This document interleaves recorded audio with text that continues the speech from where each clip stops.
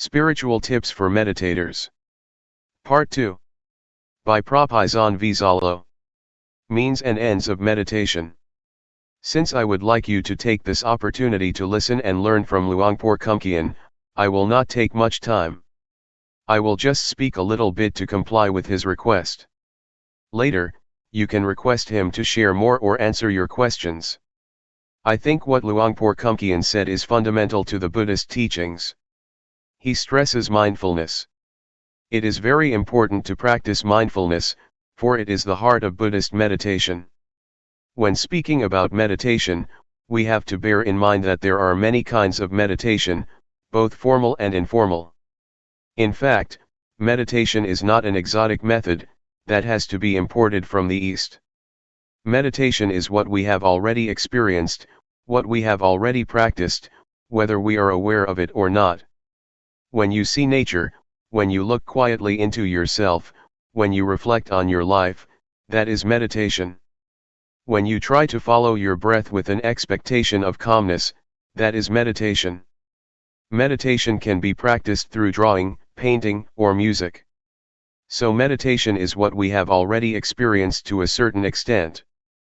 But, to make our meditation beneficial, fruitful, and worthy of our attempts and the time we spend, the shortest way, according to Buddhism, is to cultivate mindfulness.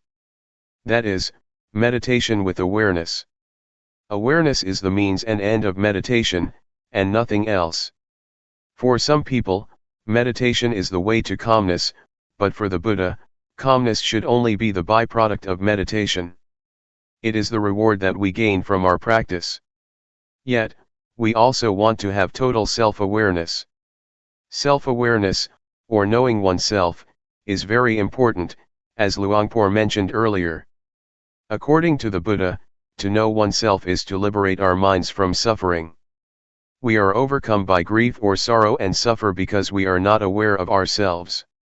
If we become aware, we can see clearly that we are carried away by greed, by anger, by anxiety. Once we become aware of ourselves, mindfulness is established. Once mindfulness is established, it is not easy for sorrow, anger, ill will, or greed to sneak into our minds. Guarding our minds with mindfulness is the secret of removing suffering. Normally, we are not aware of this truth, but if you reflect on yourself, you will realize that the best way to clear your mind from suffering is to make your mind neutral, to maintain your mind in the middle. If we let our minds be subject to feelings of being pleased or displeased, like or dislike, rejection or attachment, our minds will never experience calmness or clarity. With mindfulness, calmness and clarity are possible.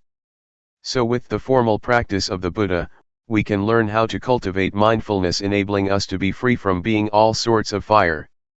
The Buddha speaks about fire. There are three kinds of fire that burn us at every moment, every day, every hour, every minute: the fire of greed, the fire of hatred, and the fire of ignorance. The fire of greed or the fire of desire, be it sensual desire or desire for becoming, always burns our mind, and that make us feel as thought we are lacking. It is quite strange that the sense of lacking is prevalent in Western societies. Despite the material richness, despite the abundance, people are overwhelmed by the sense of lack. They may have a lot of things in their houses, they may have a lot of money in their bank accounts, they may have success in their careers, but people still feel that they lack something. That is why they try to gain more and more, consciously or unconsciously.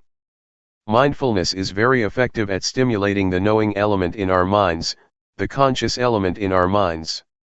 It not only helps us to be awake but also brings calmness, which leads to clarity. And once our minds become clear, insight into the nature of mind is possible. That is why mindfulness is very important. June 8, 1997. The Art of Meditation. You may have noticed the relationship between body and mind during your practice. They affect each other and we should make the best of them for our practice. You may have observed that when you are upset or mentally tense, your breath may become shallow or you may have chest or leg pain. If you understand this relationship, you can learn how to relax your mind by controlling certain parts of your body. For example, breathing deeply can help you relax.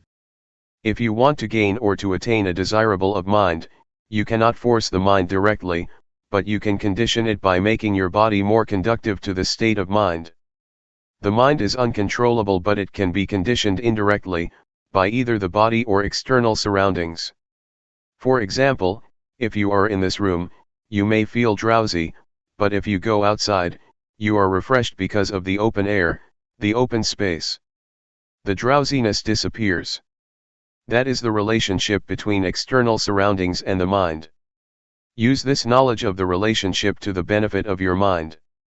If you sit upright during sitting meditation, for example, it is easier for the mind to collect, to concentrate, and to be calm, but if you lean against a wall, you may be sleeping. If you feel very tense, lying down will be helpful, but if you feel normal, lying down will make you sleepy. This is the relationship between body and mind. Please learn how to take advantage of this relationship to improve your practice. During walking meditation, for example, if you feel distracted or your mind becomes busy and wanders without end, walking more slowly can slow your mind. Your mind will be less distracted. The speed of your walk can affect your mind. If you feel tense because of your inward attitude, your mind turns to look inward, stopping the thinking process. In this case, walking faster can help to release the tension. The position of your head also affects your mind. As I told you a few days ago, if you lower your head too much, tension tends to arise because your mind is turning inward. But, if you walk and have an indefinite gaze outward, your mind wanders easily and can be easily distracted. So, positioning your head appropriately will moderate your mind. You have to find the speed that is appropriate for you, not too fast, not too slow. This is an art. Meditation becomes an art because you have to find the balance on your own. If you walk too slowly, your mind becomes tense because it looks inward and concentrate too much on the body and on the thinking process, so you have to speed up. There are two extremes. One is to wander a lot distractedly, and the other extreme is to take it very seriously, to push oneself very hard, trying to stop or to suppress the thought. The one just follows the thoughts, the other wants to stop the thoughts. These are the two extremes. In this practice, we neither stop nor follow the thoughts. But how? This is the point of balance. I myself have to adapt. When I feel tense in my legs, I walk slowly. If I walk any faster, I cannot get through the 7 days retreat. Normally, I do not practice the intensive retreat for the whole week, just for a whole day. The rest of the week I do it indirectly and then I may do something else. But to practice 7 days, we have to learn how to do it without being exhausted. It is like marathon walking. If you push yourself very hard at the first kilometer or on the first day, the rest of the days will be disastrous. You have to know how to save your energy so you can go through the whole retreat or marathon. There is no one standard or formula for everybody. You have to find your own way. If you feel tense, it is better for you to look far to relax. When I first practiced, I looked inward so much during the first 3 weeks that I developed a lot of problems. I could not raise my hands or sleep because I tried to suppress my thoughts. I had to cure myself. To turn my mind outward, I had to look at a specific point, during my walking meditation for almost 3 weeks before I felt better. I think for me to look forward, to look far, is good in that situation, but after that I have never used the method again. Now I just look down on the floor but not too much. Luangpor just said, feel relaxed, and just be aware, but I did not know how to apply his teaching to my situation. I think what Luangpor said about the balance is very important. To be aware is to be on the middle ground between following your thoughts and suppressing them. I like to compare awareness to an egg. If you hold an egg tightly, it will break, but if you do not hold it, it will fall. So, you need to hold the egg firmly but not too tightly. For awareness to be possible, you have to handle gently, as if you are holding an egg. If you force your mind to concentrate, to stop thinking, to achieve something better, or whatever, you are going to crush the egg. But if you feel completely relaxed and do not take it seriously, it is like dropping the egg. So, in this method of practice, just hold your mind gently. It is how to do this that is the problem. Nobody can tell you. You have to know how to gauge and how to adapt your mind. It is like riding a bicycle, you have to hold your body in balance. If you are stiff, holding the handles of the bicycle very tightly, your whole body becomes tense and you will fall. So, bicycle riding is the art of keeping your body as well as your mind in balance. The same goes for meditating. You have to hold your mind in balance, neither too relaxed nor too tense. How to reach this point is the art of the meditator, and this is the problem. When I first practiced, I found it difficult to reach this point because normally we tend to be at one of the extremes, either forcing ourselves or just letting things loose. For the practitioner to arrive this point, one needs to have experience with oneself and learn by oneself. If you arrive this way and know what the middle ground is between the two extremes, you will find it easy to practice without tension. You will be able to work the whole day without a problem. At the same time, you will be able to effectively handle undesirable thoughts. Previously, when we had distracted thoughts or a scattered mind, we responded to in one of two ways, either following it or suppressing it. But if we know the middle way, we will find that just acknowledging our mental condition, just noticing the thought that arises, it will disappear or fade away, without our having to make an attempt to suppress it. In order to reach this point, our attitude is very important. If we want to achieve calmness, to develop mindfulness, or to gain something, we tend to suppress our thoughts. We do not want to be distracted, so we try by all means to stop distractions, thus bringing ourselves lots of problems, mentally and physically. So, just take it easy.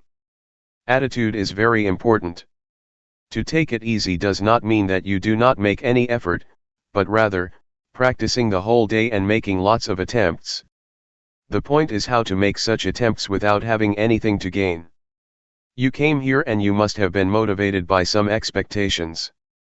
But once you start working, once you start raising your hands, you have to ignore whatever brings you here. If you want something during your practice, that means your mind is in the future, not in the present.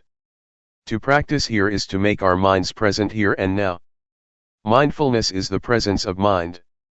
To live your life mindfully means you have to make your mind present in everything you do. When you are watching, your mind is there. When you are walking, your mind is there. When you are taking a bath, your mind is there. That is mindfulness, or the presence of mind. You may wonder how to practice mindfulness while asleep. It depends on how you cultivate mindfulness when you are awake. If you are mindful most of the day, it will take care of itself during your sleep. You will learn that your dreams can be affected by mindfulness. Even consciousness plays a role in your dreams to a certain extent. They are not totally unconscious. They depend on the mindfulness that you have already developed. So, just take care during your waking hours, because it is the period of the day that we can control. It took me about a month to find the middle ground, but I am a bad example. Many people spend about a week to find it. For me, I feel that tension is the indicator of whether I am practicing right or wrong. If I am tense, it means I am practicing the wrong way. After 1 month, I was aware of my thoughts very quickly, which was a surprising experience for me. Sometimes, even now after being a monk for more than 10 years, I practice and I feel tense, which means I am too serious, so I know I have to relax my mind a little bit. I still get tense from time to time, not always at the balanced state, but at least I know how much I have to relax to reach the middle ground. It will be a point you are familiar with. You may get tense, but when you feel relaxed to a certain point, you will know that this is the middle ground for you. You have to find it yourself. Nobody can tell you where it is. There are many indicators for us to be sure whether we have developed enough awareness or not. Sometimes one has a lot of distractions. The mind can become busy, but if you acknowledge the thought very quickly and notice when it occurs, you are aware. Also, to be aware does not mean that you have to be calm. In some situations, the mind is supposed to perform its functions and it is difficult to be calm. As long as you notice that your mind is distracted, it is all right. That is why Luangpor said, do not try to be undistracted, but once you are distracted, you are aware. Once your mind goes out, you are aware. The point is your awareness of your state of mind and knowing it quickly. For a lot of people, meditation time is only the time when they sit cross-legged and close their eyes. Afterwards, they go to work, and cannot think of meditation. Meditation is limited to the room, in the morning and in the evening. But for us, the meditation zone means trying to make the whole day, or a certain period of the day, a time for meditation, even though you do not close your eyes and are still at work. It should start at a portion of the day, and then enlarge its zone. The more you are aware of every moment, the more meditation is a part of your daily life. It does not mean that only the time inside a meditation hall is meditation, and the rest is not. It should start from the meditation room and then enlarge to your whole life. Enlarge the zone in time first and then enlarge it in space as well. Try to integrate meditation into your daily activities. Try to use the movement of your body as meditation objects all the time, and try not to stay still. On the car or the bus, rub your fingers. Try to have some parts of your body moving and use the movement of your body. If you can use your breath as meditation object, you have a refined, sensitive mind. Yes, you can do that, too. Luangpor suggests using the blinking of your eyes or the swallowing of your saliva. Breathing is useful because you do it all the time, especially at night when lying in bed. But while typing, it may be difficult to be aware of your breath, so just be aware of the typing itself as the object of meditation. When you take a bath, the movement of your body is the object of meditation. So we are never short of an object of meditation, except when we are sleeping. That is the benefit of Sati meditation, you have an object all the time. We need to have a physical object for meditation all the time, and our body is better. Your mind should be aware of your body's movement. Once a thought arises, your mind goes to the thought, acknowledges it, and then returns. So you have a home. Meditation provides you with a home that is the object of meditation and your mind stays with it. The movement of your body is the present moment. To be mindful is to be present in the present moment, so we try to provide a present moment for the mind, the body's movement. When you become distracted by a thought, that is the present moment too, so the mind should be mindful, but since the thought is undesirable, we just let it go and come back to another present moment, your body's movement. It is okay to shift awareness from one type of your body's movement to another frequently if you are skillful. If you are an adept practitioner, it is not difficult to shift. Try not to practice only two postures, because if you practice only walking and sitting, you may find it difficult when you want to be aware of additional activities. You will not be adept enough to apply mindfulness to that activity, because you have only been using rhythmic meditation and walking meditation all the time. So, you have to be adept, to be skillful, to apply mindfulness to every area of life. For example, in a normal situation, I would use the rubbing of my fingers as an object, but, if I am tired, I can concentrate on my breath because it will turn my attention away from the tiredness of my fingers. It is the same with walking.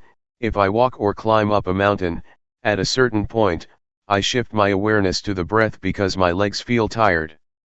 This is the way to release tension. You can shift from one to another. In Thai, we called it a toy or hobby. We change from our routine to a hobby, and then we change back again.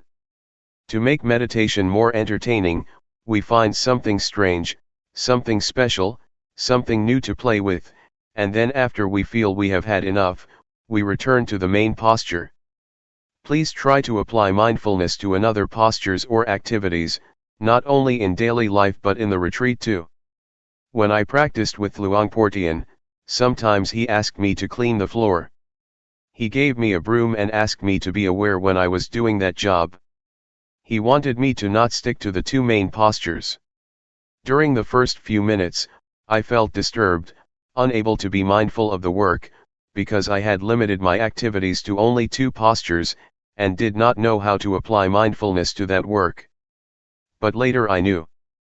In Luangpor's retreat, he also likes people to stay with sitting and walking, but he will provide you with some work to do like cleaning the toilet, because he wants us to be skillful in every activity, otherwise you will not be able to apply it to other activities after the retreat. July 9, 1997. The middle ground. As you already know, we are training our mind to reach the middle ground, that is between the outward-oriented mind and the inward-oriented mind. Do not try to turn your mind too much outward or too much inward, to follow your thoughts or to stop them. The middle ground also means trying to avoid being lazy due to being too relaxed, or being strained due to too much tension. It also means that we have to avoid the two extremes of indulging in pleasure and indulging in pain. What does it mean by that, indulging in pain or indulging in pleasure? It means that when you recall a good memory or refreshing images you get high, and when you recall unpleasant feelings in the past, a bad memory, you get low. If you are moved like that, that means you are already indulging in pleasure or pain. If you are stuck in the pleasant feeling, that means you are indulging in pleasure, which is one extreme. If you get low or become angry, because of your thoughts about somebody that you have bad experiences with, you become dragged down by such thoughts or memories, or if you feel upset because of dissatisfaction with your practice, means that you are indulging in pain. So, to avoid these two extremes means try to keep your mind normal, stable, and unmoved by pleasant or unpleasant feelings, good or bad thoughts, good or bad mental experiences. So, you see that the term middle ground means balanced. It has a broad meaning. It means that you do not follow the thought or suppress the thought, turn your mind too much outward or too much inward, be lazy or push yourself too hard, or indulge in pleasure or in pain. It is the art of meditation to keep our minds in balance, to reach the middle ground. You may feel it is very difficult to attain this state of mind, even though you have come closer to it. Sometimes, you have already attained that balance, but you may be dissatisfied with it. You do not realize that you have already arrived at the middle ground, so you push yourself harder and go beyond that point, moving towards another extreme. Sometimes, your mind is too much inward so you try to relax, but you relax so much that you pass the state of balance, wasting a lot of time. Sometimes, you do not think this is the point that you need to attain. You think, oh, this is not the state of awareness because so many thoughts are still coming up, so I have to push myself harder. You are not satisfied with that state of mind simply because you have some expectation, so you keep passing the state of balanced mind without realizing that you have already experienced it. I think expectations are sometimes illusory. They are dangerous because they can deceive us, so we have to be very careful. We have some expectation about awareness, so we have already adjusted our mind to the expected state of awareness. Since we do not feel the calmness that we expected, and we feel thoughts still arising, we keep ignoring this state of balanced mind. I am sure that you have already experienced the state of awareness, the state of balanced mind, even though you may not realize it. So try again that you may find it and have confidence in it. Another point that I would like to mention is that, aside from keeping our mind in balance between the two extremes, we also need another art, the art of reconciling two opposing values. We face conflicts in our daily lives between freedom and discipline, between diligence and concentration. If you are too diligent, your mind becomes distracted, but if you concentrate too much, you tend to be lazy. The point is how to reconcile these two opposing values. Right and duty are another pair of values that we have to reconcile. Individualism and communalism are also two opposing values that we have to reconcile, or our lives will suffer. We also face the same dilemma in meditation practice. It may be even more difficult than what I have already mentioned. One is to take it easy but to try hard. Luangpor always stresses this: relax. Take it easy, but try hard. Take it easy but keep trying all day. It is quite contradictory, but you have to reconcile these two or you cannot make progress. Luangpor Teean always said, take it easy, but seriously. Luangpor Teean, unlike Luangpor Teean, would give you only a 5-minute talk. At his interview, which lasted less than 5 minutes, he kept saying we should take it easy but seriously, or take it easy but do it all day. I was quite confused then, but now I understand what he meant. I think this is the kind of training that is very useful for our daily lives, because it is the art of working happily and more effectively. To be happy and to be effective is a pair of values that may seem to oppose each other, but that can be reconciled. During the practice, you have to learn not to expect anything, to just work. If there is too much distraction, that is okay.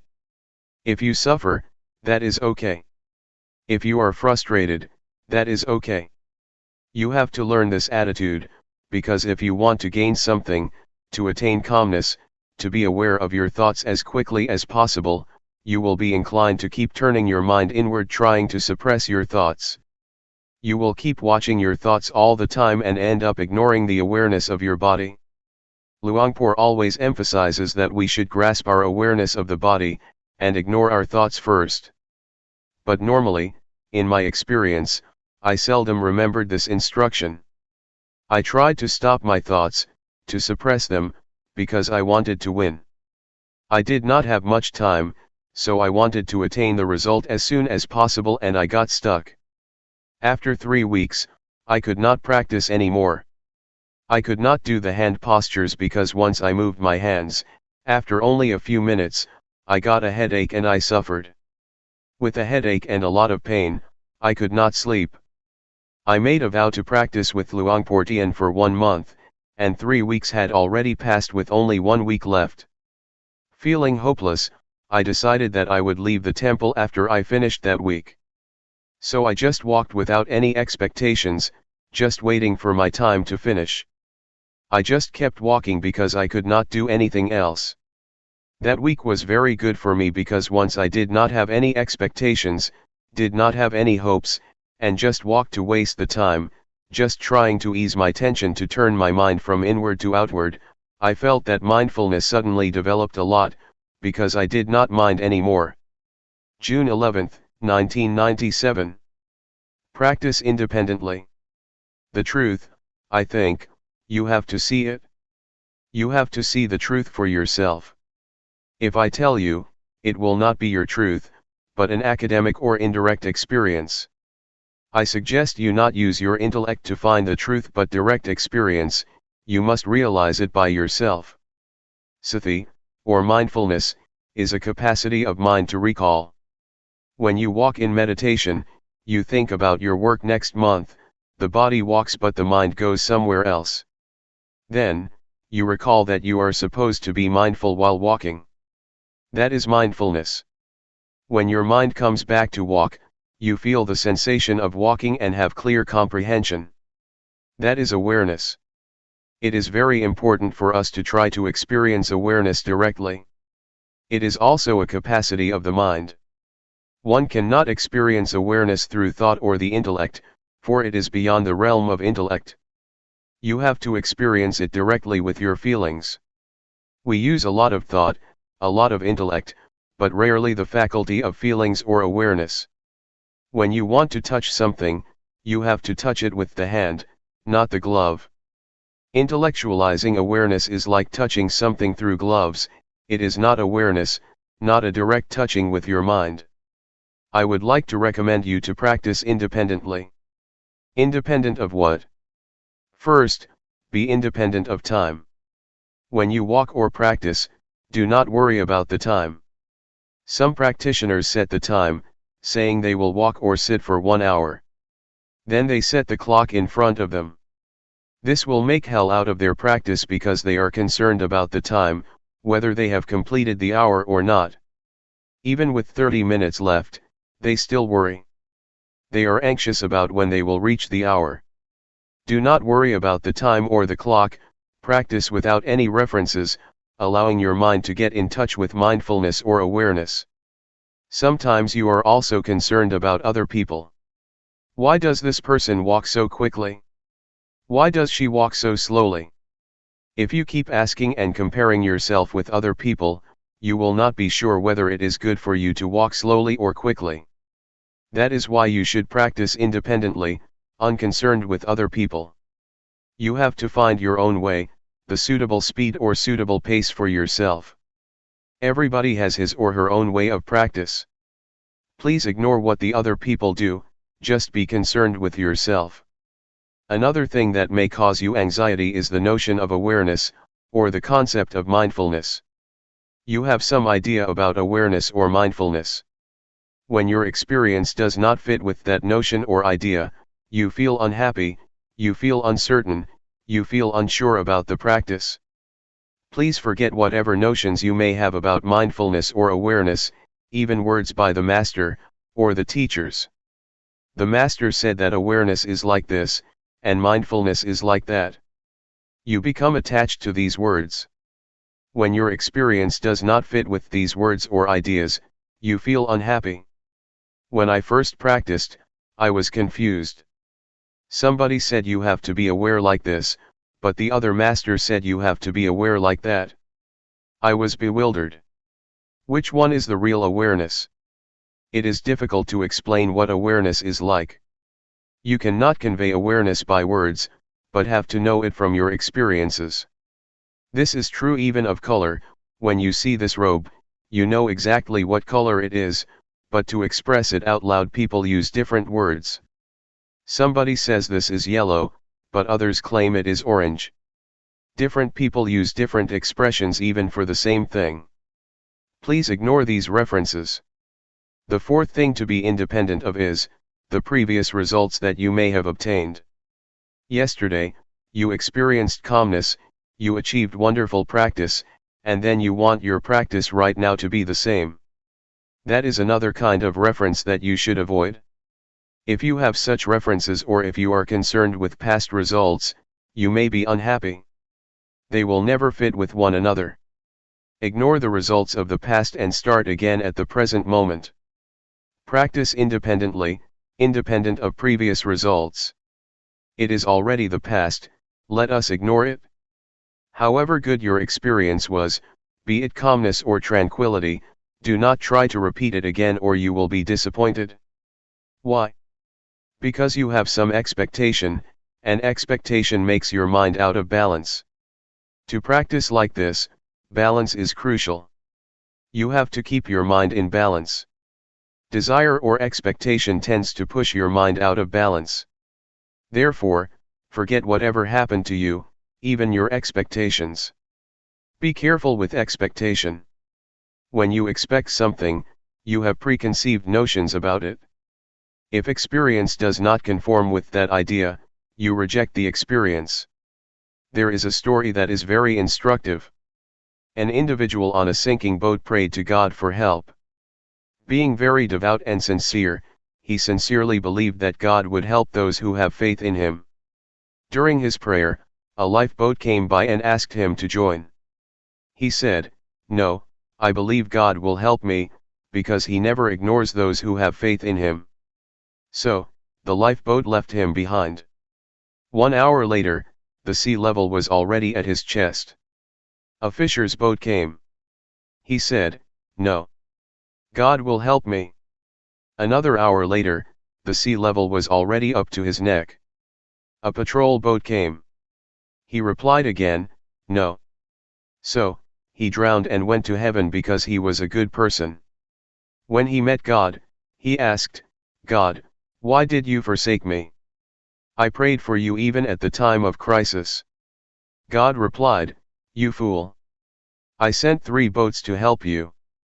Why didn't you take the boat?" The man expected a miracle. In reality, no miracles happen. God's action is not miracle, he works through ordinary events. So, with expectation, the person tried to reject even the help of God. Do not be too concerned with expectations, or you will reject the experience that you have already achieved. Just work independently of expectation, and try to get in touch with real awareness through direct experience. When you get a result, it will be the true outcome of your practice. Do not bother with miracles or preconceived expectations. Question: how can you forget everything and not have any expectations or references? Answer: it can be done through repetition. In the first hour it may not be easy to forget, but if you practice more and more, you will feel in harmony with the practice, and then this notion will pass away. Nevertheless, you have to do it repeatedly, over and over again. Then, a new kind of habit will develop, the habit of letting go and forgetting expectations. Question: that is very, very hard. Answer: it is possible, if you try to be at the present moment. I found that when I feel in harmony with the practice, I do not care about the rest. To be in harmony with the practice takes time, but it is possible. We call it, to be at the present moment. When you have developed that habit of being at the present moment, you will be less distracted by expectations, by time or schedules, by other people's practice. Question: are you suggesting that we totally ignore previous experience on how to get there? Answer: I suggest you do that when you start the practice. However, when you finish, you may review and think about which one is the way. During the practice, try to be at the present moment, otherwise, your previous results will distract you from the practice. Question: when we start the practice again, we will take reference of the previous experience, right? Then, how can you practice independently? Answer: a kind of habit will develop within you. Question: right, I see what you mean, inherit a habit from the previous practice instead of knowledge. Answer: yes. It has already happened to you, because all of you have been practicing for a long time. You have inherited some habits or some tendencies. That is the most important, more important than something in your mind. Question: not to be guided by thought, but by your natural movement or habit. Answer: yes. This is what we call adept or skillful. You become more skillful. Take swimming for example. Thinking, or recalling the instructions, does not help you much when you are swimming. You have to be at the very present moment. Whatever you do will become a tendency or habit in you. Once you know how to swim, it becomes your second nature. It becomes a part of you. No matter how much time has passed, maybe 10 years, you still know how to swim because it has become your nature. I think mindfulness or practice is like that.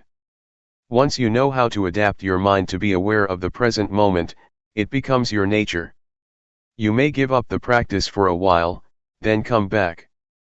In the beginning it is difficult, but after you practice for a few minutes, it will come back. Which I call habit. I myself, when I practice, never think much of the results. I think only that this will form a new habit. Once the habit has developed, it is easier to practice. This is how you train children to take a bath or to brush their teeth. At first, they refuse, but you just push them to brush their teeth. It becomes their nature and they will go to the bathroom to brush their teeth on their own. Mindfulness is like that. In the beginning, your mind follows the thoughts and never comes back. Then, you call it back. Second time, it goes again, following the thoughts and comes back. The third time, it comes back quickly, faster, but still takes a long time. Then, you call it back all the time, many times, it returns faster and faster. The unintentional thought will become shorter and shorter. In the beginning, it is like a train of thoughts with 12 cars of thoughts. After practicing for a few days, it becomes 10 cars.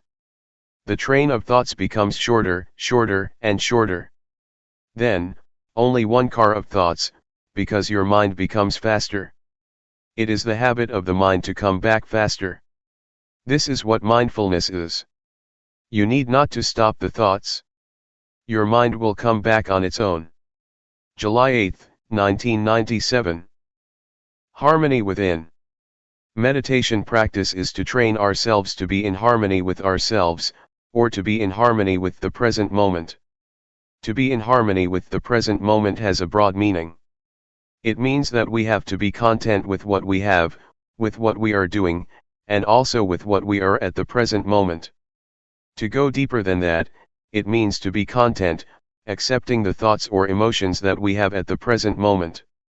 To accept does not mean that you are lost, or follow the thoughts. That is not acceptance. Accepting means keeping our mind normal, not reaching to the thoughts whatever they may be. This is the only way to free our mind from all kinds of thoughts or emotions. Whether they are positive or negative thoughts, pleasant or unpleasant emotions, agreeable or disagreeable feelings, just observe them and learn to come to terms with them. People, in general, are likely to react to the thoughts or emotions that they have. To be precise, they are not reacting, but attached, or clinging, to the emotions or thoughts that arise, even unpleasant feelings. It may sound strange, but we do cling to unpleasant feelings or emotions.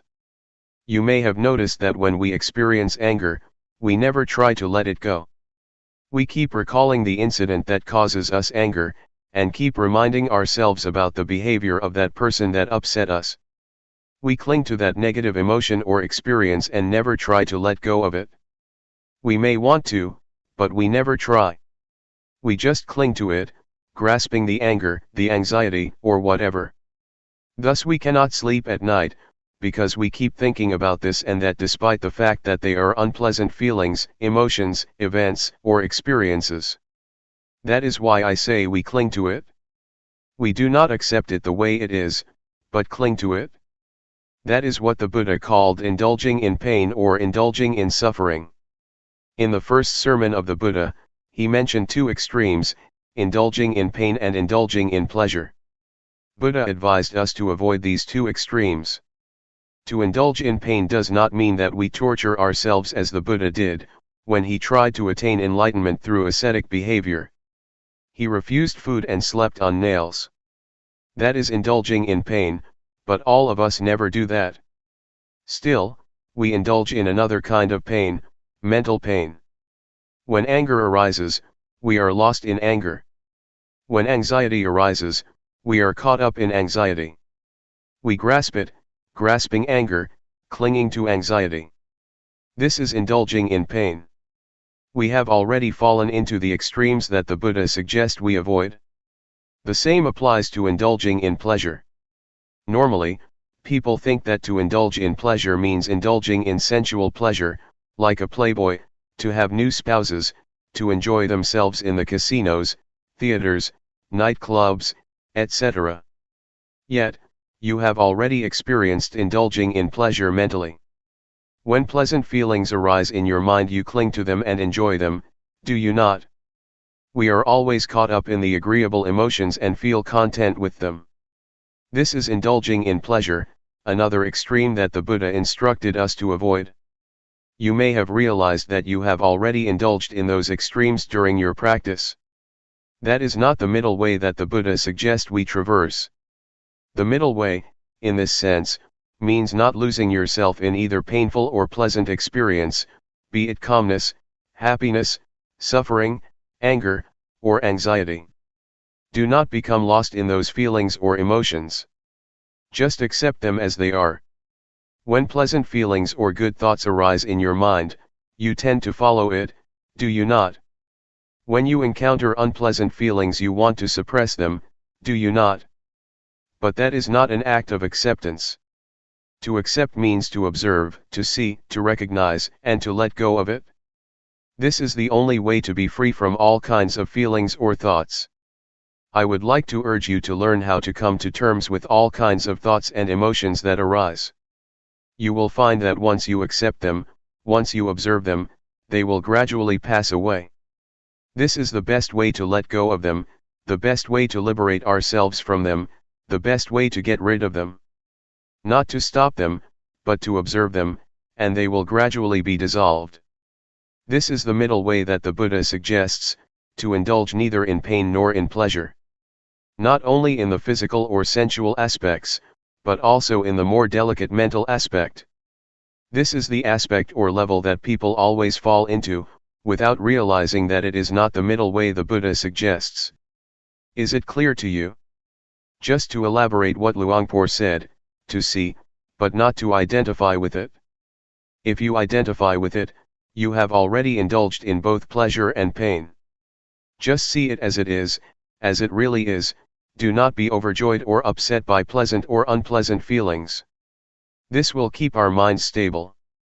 That is what we call accepting the way we are in the present moment, and being in harmony with the present moment. That's all for this morning. Thoughts always trick you or make a fool of you. They need your attention, as a child always asks for his mother's attention. They are very clever and have many tricks to fool you, to draw your attention. Persuading you, the thought says, come. Come talk with me. Come join me. Come interact with me. In the beginning, you may think that you know their tricks, but their tricks are endless. When I practice, I say to the thoughts, no, I will not interact with you. Whatever thoughts arise, I will turn my back on you. Yet, they have many new tricks to make a fool of me. Sometimes they ask, hey, why don't we think about the Dhamma? Investigating Dhamma is good, isn't it? So I jump into the thoughts, and later realize, oh, I fell into your trap again. That's all right. You should try to have strong will. Sometimes you have very beautiful and excellent ideas. You may think about the glorious past, a beautiful moment in the past, or somebody whom you would like to talk with. The thoughts will try to persuade you to interact with them, but you should have strong determination to resist their temptation. In the beginning, it may be difficult. With the support from mindfulness, with the strength of mindfulness, you will feel it increasingly easier to ignore the call or temptation of the thoughts. Later, you will find that it becomes your natural response because, after a period of practice, the temptations of the thoughts become less enticing and less powerful. Why do they become less powerful? Because the thoughts become shorter and shorter. In the beginning the thoughts are long, like a train of thoughts. Gradually, the thoughts become shorter, shorter and shorter. The shorter a thought is, the less powerful it is. That is why you will find it increasingly easier to turn your back on them, and accept them the way they are. Once a thought arises, do not bother with it.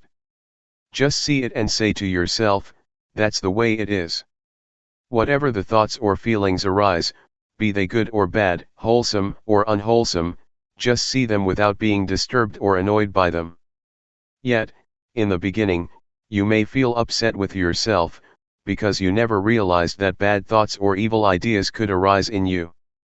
Some desire will come up, and you will have never realized that you could have such bad ideas, such evil thoughts. But, it will arise. If you are mindful enough, you will accept it. That's the way it is. Gradually the equanimity arises. So I suggest you maintain the attitude of acceptance. Whatever ideas, whatever thoughts, whatever emotions occur in your mind, just try to keep them normal and have no preferences, like or dislike, appreciation or aversion. Try to avoid these two extremes, and just accept them the way they are. This is the second mantra I would like to present to you, that's the way it is. The bad thoughts that arise, the evil ideas that arise, are beyond your control. So, just accept them as natural, as normal. That's the way it is. Thus develop the indiscriminative mind. The ordinary mind tends to be judgmental. It always judges, this is good, that is bad, this idea is good, that idea is bad, I like this idea, I do not like that idea, I am content with these emotions, I am not content with those emotions. With a discriminating mind you will never experience peacefulness. Your mind will go up and down, because of such preferences or such judgmental mind. The way to attain peace is to develop the indiscriminative mind. Have no preferences or judgment, and see everything as it really is. Accept it as the natural process that occurs to your mind. They are just visitors, coming and going.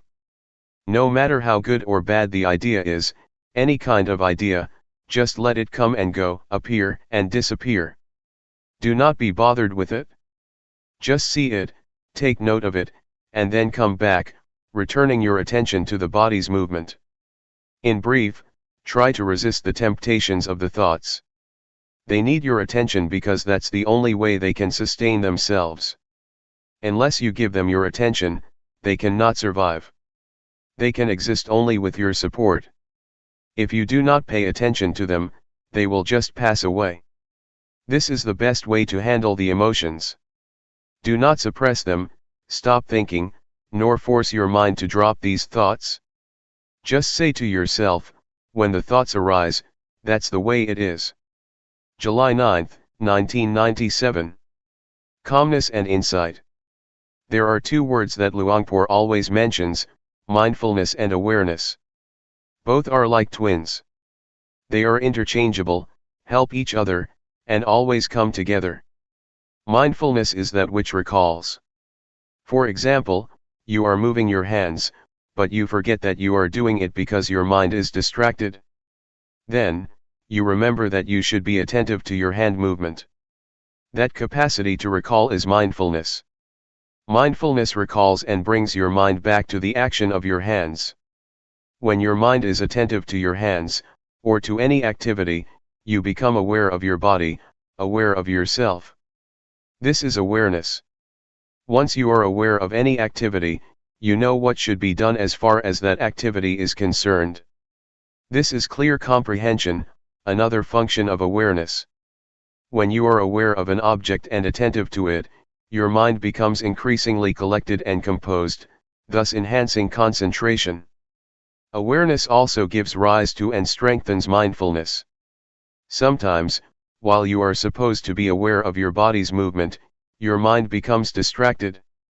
Awareness of your body's movement sometimes helps your mind to recall that you must be mindful of your body, and that's why it can help to bring your mind back.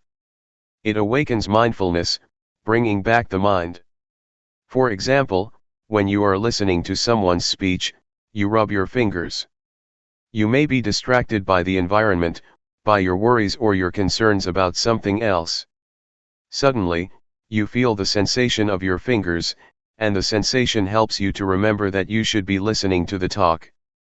So, mindfulness becomes function and brings your mind back to the talk, to be attentive to it. This is how awareness helps mindfulness to function, or take place. Mindfulness, awareness, and concentration are closely related. Mindfulness gives rise to awareness, awareness gives rise to concentration, and vice versa. They help each other, enhancing each other. Don't be confused when Luangpor sometimes mentions mindfulness, and a few moments later he mentions awareness or mindfulness and awareness. They are the same. Technically they are not the same, but in practice they work very closely together. Briefly speaking, mindfulness brings the mind back to the activity or meditation object. Once your mind is with the object, you have awareness, you know and you see clearly. With the functions of mindfulness and awareness as I mentioned, two things will occur.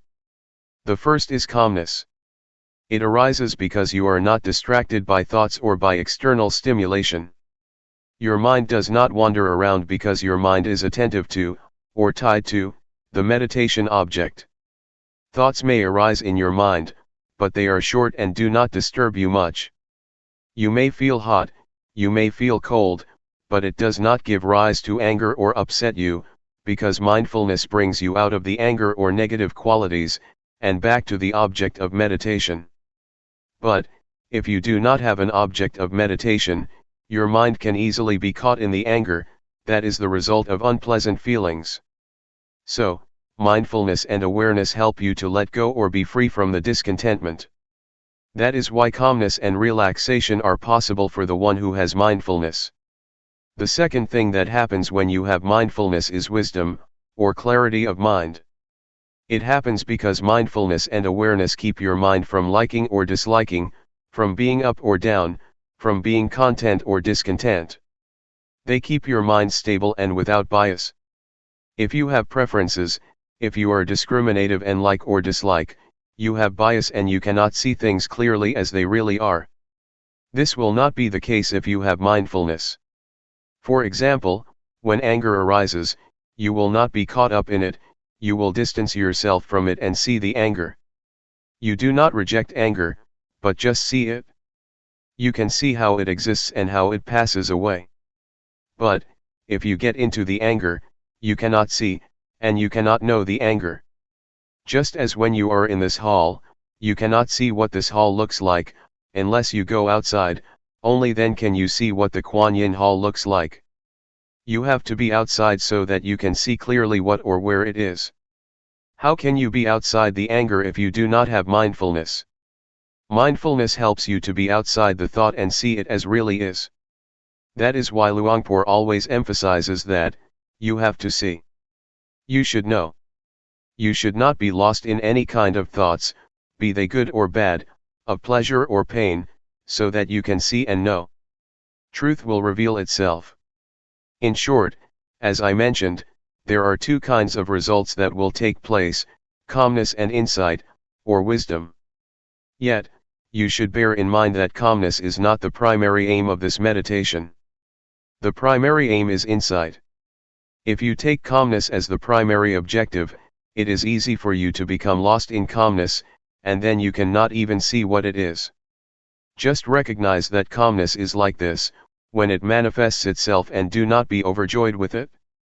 Just see that that's the way it is, and then try to maintain your mind to see, to be clear, keep knowing, keep observing. That's all. This is just to make a brief distinction between mindfulness and awareness, and to highlight their main functions as well as how they work together. Practically, they have more functions than what I have just mentioned. July 10, 1997. The point of balance. As you may be aware, Luangpor tries to suggest that you not watch your mind or watch your body closely. There are some justifications for that. In our daily life we tend to do a few things at the same time. You should allow your mind to be aware of your whole body rather than only a particular part of it. Otherwise, you may make mistakes in your activities. For example, when I began my practice, one day, I finished my lunch and had to throw the leftovers into the waste basket. Since I did not know how to practice properly, I forced my mind to concentrate only on my feet, while I was walking to the waste basket. When I arrived at the basket, I threw the leftovers into the basket, and forgot that not only the leftovers but the fork and spoon were also thrown away. Why? Because I concentrated too much on my feet. I did not allow my mind to be aware of my whole body, to be aware of the act of holding the plate with the leftovers and the fork and spoon. If you force your mind to concentrate only on one part of your body, you limit your awareness to that part and forget the rest. There is another story of a practitioner, who wanted to concentrate on every act of her movement in detail. Before she went to the office she had to get dressed. She concentrated on her act of dressing very consciously and very intensely. When she took the shirt, she concentrated on it. While wearing the shirt, she also concentrated on every movement of the wearing. The same applied to putting on her trousers, her socks, and her shoes. When she went to work, it took more than an hour for her to realize that she forgot to zip her trousers. It's okay if you walk with too much concentration in a walking meditation, it's not much of a problem because you only have one act. Yet in reality, you have many acts at the same time. You walk and you hold something in your hands. When you drive a car, you have to look at the road, and control the steering and the speed with your hands and legs. These require your total awareness. Focusing your mind on only one particular part of your body will cause problems. I have spoken only of the physical aspect or the aspect of the body activities so far. This principle also applies to the mental aspect. If you force your mind to watch your mind closely, you tend to block your thoughts. When there is no thought, you do not learn how to let go of it. You should allow thoughts to arise, so that you learn how to let go of the thoughts or emotions. If you block your mind, the thoughts cannot arise, and then you do not know how to let go of them when they do arise. It is important for you to keep your mind in balance, to not watch or concentrate too closely, nor to let it loose to all distractions. This will enable your mind to be aware of the mind, to be aware of the body, not only of your hands, but the whole of your body and also its surroundings. This is what we should do when we cross the road, especially the road in this country. You have to be aware of the act of walking, and also of the mind. Am I absent-minded? If you are absent-minded while crossing the road, it is very dangerous. You also need to be aware of your surrounding of the car that is coming. So, you have to be aware of three aspects: body, mind, and your surroundings. One can achieve this only if he keeps his mind in the point of balance, neither watching too closely the mind, nor concentrating merely on the body. For the beginners, do not be confused with what I said. Be aware of your body first. Do not pay much attention to the mind or to the thoughts because you have to go step by step. You may be aware of your surrounding at the same time, of the noise or whatever, just be aware with mindfulness. Do not be disturbed by the noise or by visitors that come to talk to you. Just see them as they really are, accept them as that's the way it is. That's all. This is what Luangpor Teean instructed Luangpor Teean 30 years ago. Because Luangpor Teean, at that time, was very good at concentrating his mind on the breath only, and would cut himself off from his surroundings or any kind of thoughts, because he watched closely only the mind. Once, when he was practicing in a closed room with closed windows and a closed door, Luangpor Teean came to interview him. Luangpor Teean did not go into the room but, standing outside the hut, asked, "What are you doing?" Luangpor Teean said, "I am practicing meditation." So Luangpor Teean asked, "Can you see me?" Luangpor Teean replied, "No, I cannot see you." Luangpor Teean then asked, "What does it take for you to see me?" Luangpor Teean replied, "I have to open the door first." So Luangpor Teean asked him to open the door. At once, he opened the door. Standing at the threshold, Luangpor Teean asked, "Now, do you see me?" Luangpor Teean replied, "Yes, now I see you." "Can you see inside the room?" Luangpor Teean replied, "Yes, I can see inside." "So, now you see both outside and inside, do you not?" Luangpor Teean said, "Yes, I can see both." Luangpor Teean said, "You should practice like this, do not focus your mind only on the inside. In other words, do not turn inward, but be aware of both the outward and the inward, that is the point of balance." So, Luangpor Teean suggested Luangpor Teean not block his mind or turn his mind inwardly, but allow his mind to be aware of the outside and of the whole of himself. This is how this practice is different from many other methods. Many methods try to block your mind. You can achieve concentration very easily with those methods. Yet, once you get out of the practice, your mind can easily be disturbed by thoughts, because you have not trained yourself in how to deal with them. Since the thoughts have been blocked, you have had no chance to be aware of them and thus learn to let go of them. This is how it is different. I just explained the reason behind Luangpor's suggestions. Why not watch closely so that you can develop total awareness during your practice, and apply total awareness during your daily life. July 10, 1997. Reconciliation. There are two fundamentals of practice. The first is to practice with relaxation. The second is to take it seriously. These two fundamentals are very important for the practice. The point is how you can reconcile them. When I first practiced, I felt it very difficult. I felt confused when Luangpor Teean said, "Be at ease, but take it seriously." He always stressed these words. Literally, he said, in Thai, do it playfully, but seriously. To do it playfully means that you have to be at ease when you practice, and to be at ease at the present moment. To take it seriously means you have to continue your practice all day, all week, all month, and all year. This is what he meant. To take it seriously means you have to continue it, neither giving it up nor stopping it. I think this is the art of the practice, how to reconcile the two opposing values, the two opposing principles. Both principles are good, but on some level they are contradictory. As you may remember, in the first few days, I talked about the middle way. The middle way is the practice that avoids the two extremes. The two extremes are bad, so we have to avoid them.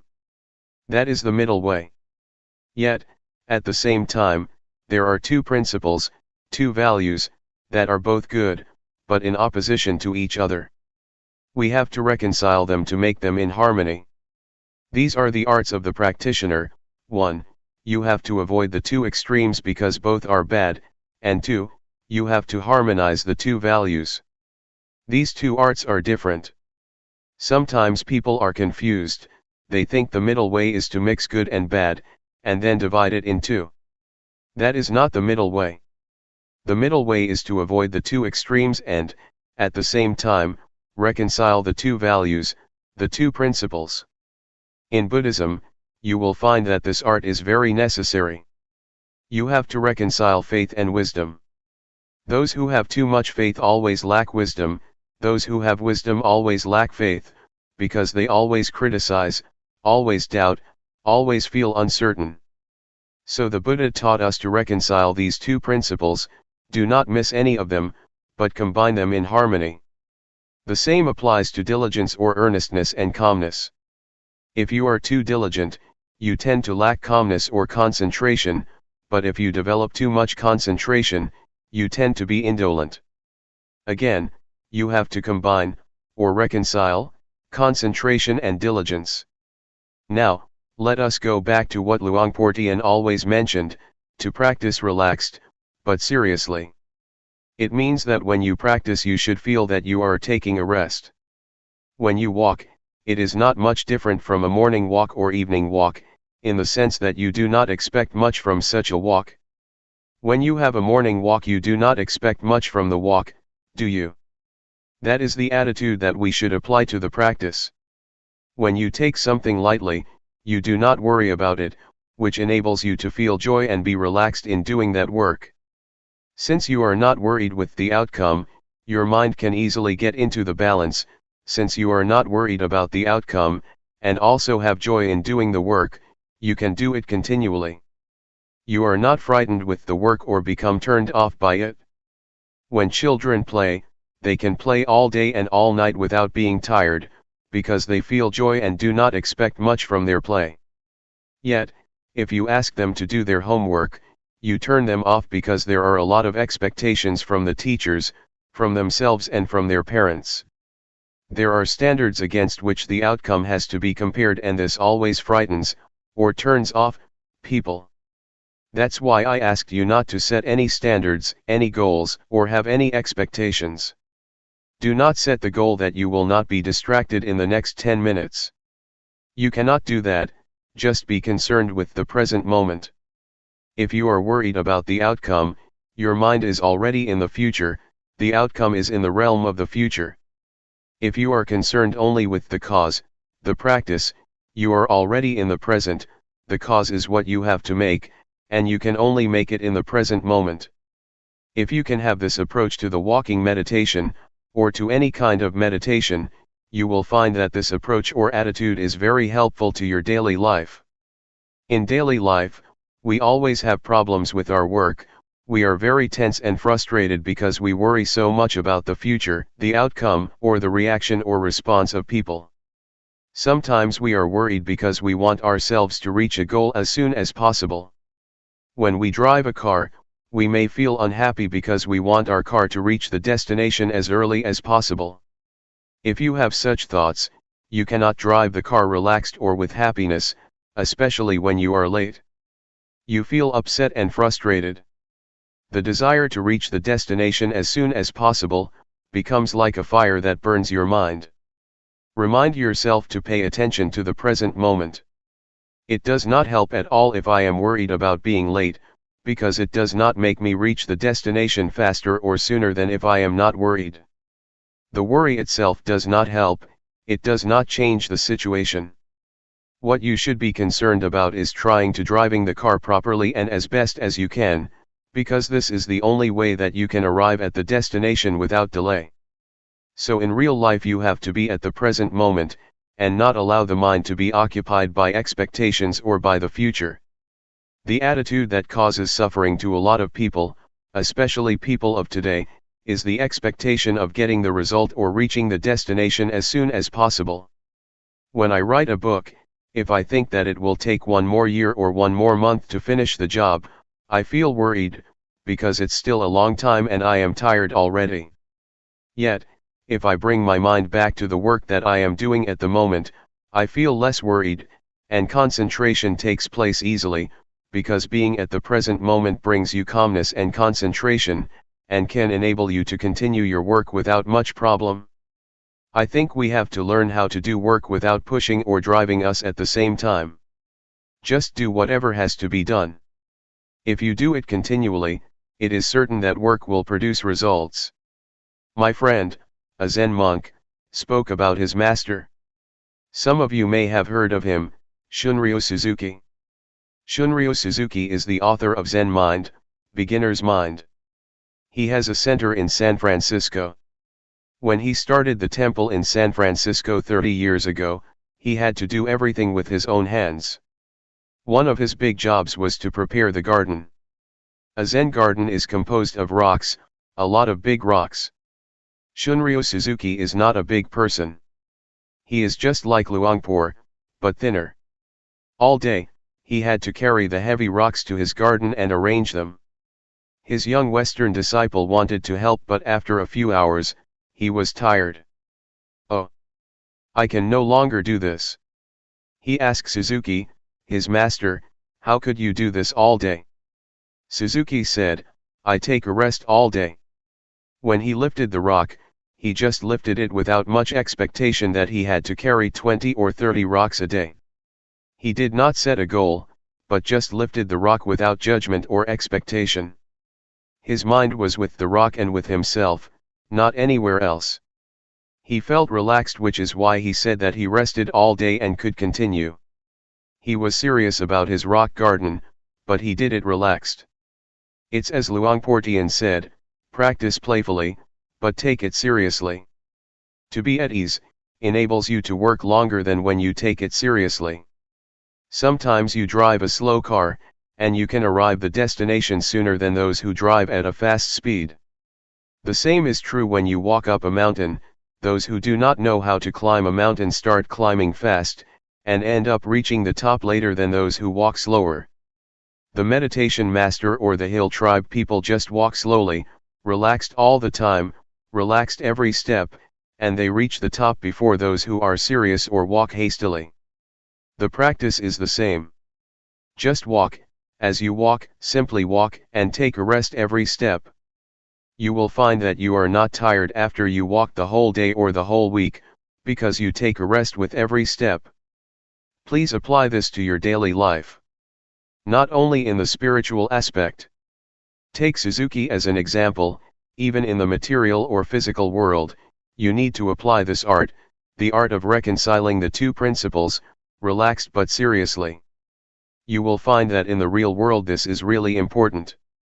Individualism and responsibility to the community are the two principles you have to reconcile.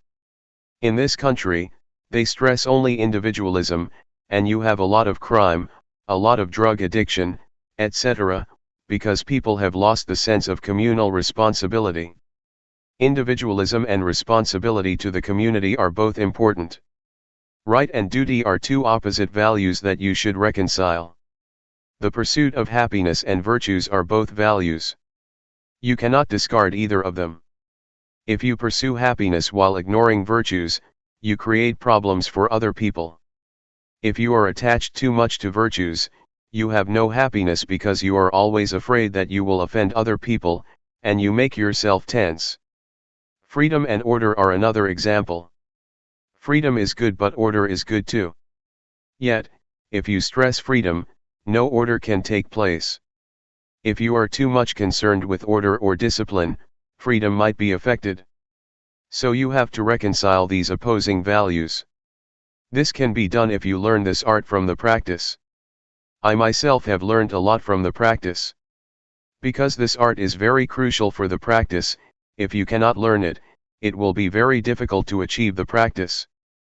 Please take this practice as a way to train your mind to have a skillful approach to your life, not only to meditation but to your whole life, to your family, to your work, and also to society as a whole. This is what I would like to offer this morning. July 11, 1997. Dealing with expectations. Let me elaborate on expectations' relationship to the practice, just to clarify this morning's talk. When I said that we should not have expectations during the practice, I did not mean that we should suppress or try to stop our expectation. This cannot be done because we come here with expectation, and expectation is inherent in our practice. I just want to say that despite our expectations, we should not allow them to bother us during our practice, let ourselves be preoccupied with them, or let them drive our practice. Just realize that, okay, the expectations are there, but there is no more than that. It should be noted that the progress of spiritual practice is most developed when expectations are at their lowest, or we have none at all. For example, after Buddha's death, Ananda tried hard to develop his practice to the level of Arahant, the last level of enlightenment. He had only one day left to finish his practice, before the first council was going to start. This was crucial because he was supposed to attend the council, but only the Arahant could attend.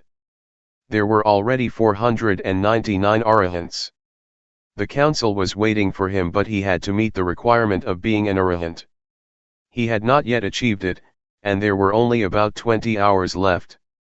So he tried a lot that whole day, but he still could not achieve the final stage of enlightenment.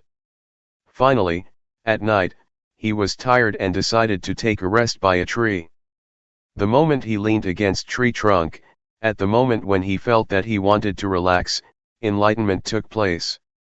At that moment, his expectation was very low, either because he felt hopeless or because he just wanted to relax. I think the experiences of other enlightened beings are just the same. They get enlightenment or receive intuitive insight, when their minds are relaxed and in harmony with the present moment. Some of Luangpor Teean's disciples got insight while they were harvesting the crops, obviously with mindfulness. This law of enlightenment, or law of intuitive insight, also applies to the world of scientists and the world of daily life. You may have heard of the story about Eureka and Archimedes. He tried to find the law of density and he could not find it, until the moment he got himself into the bathtub. At that moment, he felt relaxed. After working all day, he just wanted to take a good bath. The moment he submerged himself in the bathtub, he realized the law of displacement, which is crucial for the calculation of the density of objects. If you want to know the density of this chair, you put it into water, calculate the volume of the water that overflows, or is displaced, the weight of the water and the weight of this chair, and then you know the density of the chair. So, the word Eureka, or the intuitive knowledge of Archimedes, arose when he had no expectation. The same applies to Newton. He found the law of gravity when he was going to relax under the apple tree. An apple fell. He realized the law of gravity. At that time, he had just put aside his research, so his expectations were very low at that moment. You see how intuitive knowledge works. It works when expectations are very low, and especially when you are very mindful in that present moment.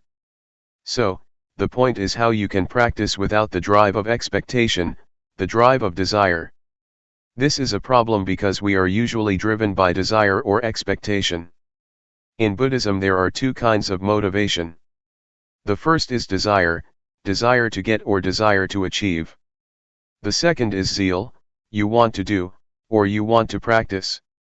There is a difference between the two. Desire is closely related to craving, and zeal is closely related to wisdom. With zeal, you realize that it is good, so you want to do it. Zeal is the desire to do, not the desire to get, not the desire to achieve but the desire to do. Buddhism does not say that you should not want. Yes, you should have wants. You should have the want to do, but not the desire to achieve or the desire to get. So, please learn to use zeal as the motivation for your practice.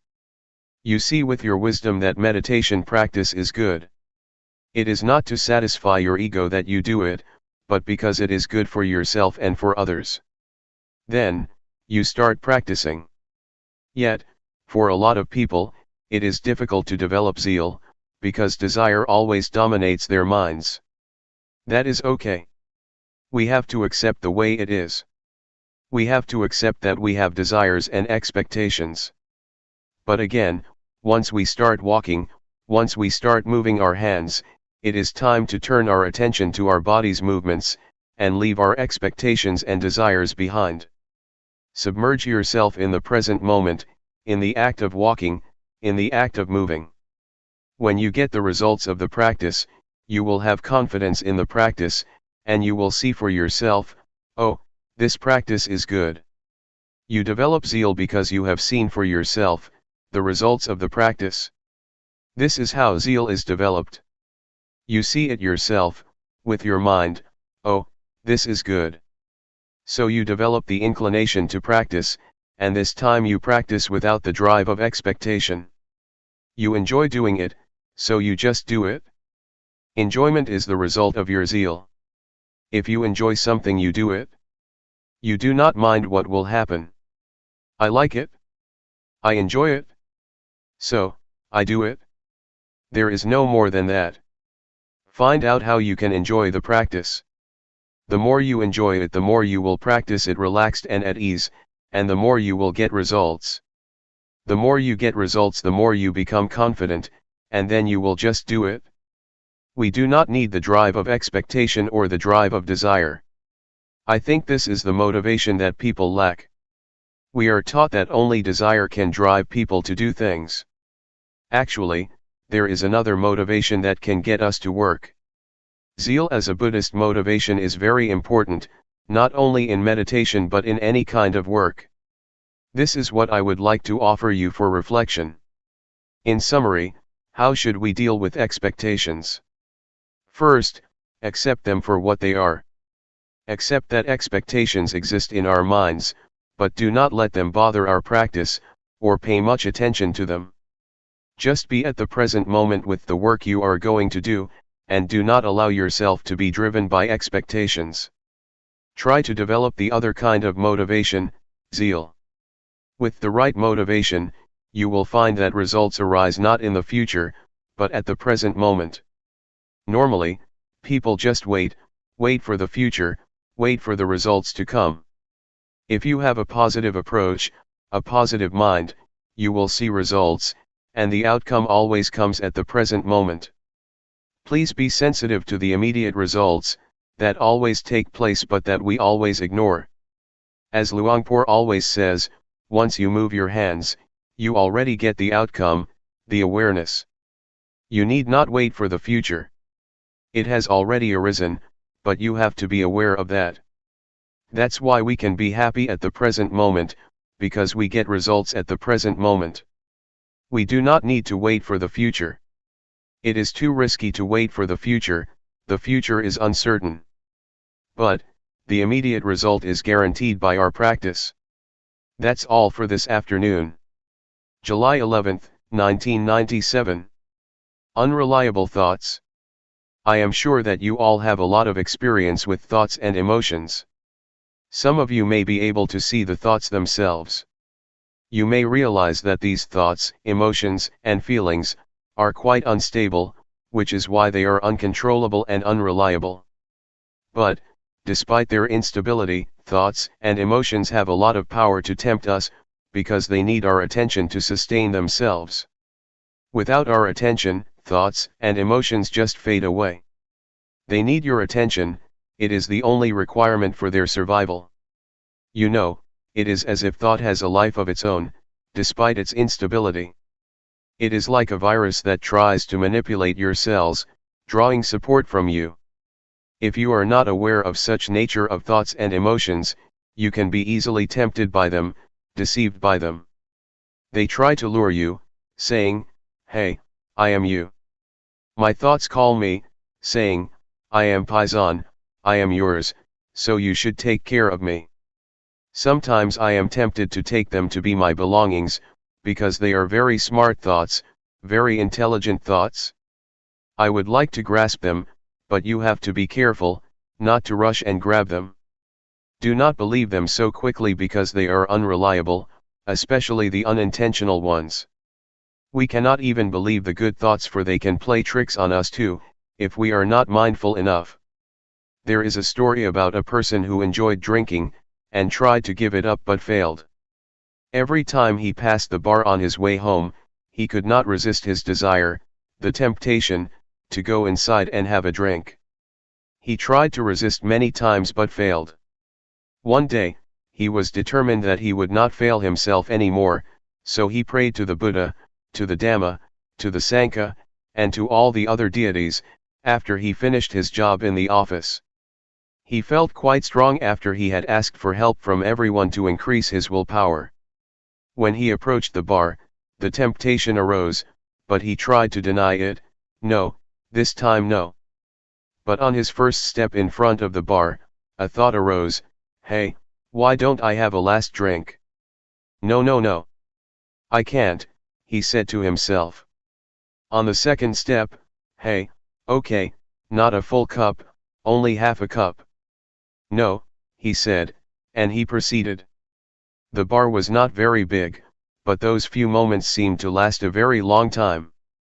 Then, another thought came up, "Okay, 1/4. "Better not," said a voice in his mind. Suddenly, his friend in the bar called, "Hey, come come." Again, he refused. But then he thought, "Hey, it will break the friendship if I refuse his offer." But, he was still determined not to drink. Thoughts of every rationale you can imagine flashed through his mind. Nevertheless, he finally passed the store. "I've done it. I am the winner." He was suffused with a sense of victory. Suddenly, a thought came up, "Hey, let's celebrate the victory." He then turned back to the bar. Thoughts can trick us. They are very rational, and can turn even victory into disaster. We should not believe them but try to see them, so we do not fall into their trap. So, mindfulness is very important even in daily life. Every year many old women would come to see Ajahn Chah, a big master in northeastern Thailand, and ask his permission for them to stay at the temple, because they had quarreled with their husbands. Everybody would say, "I will stay here for life. I will not go back to my house anymore.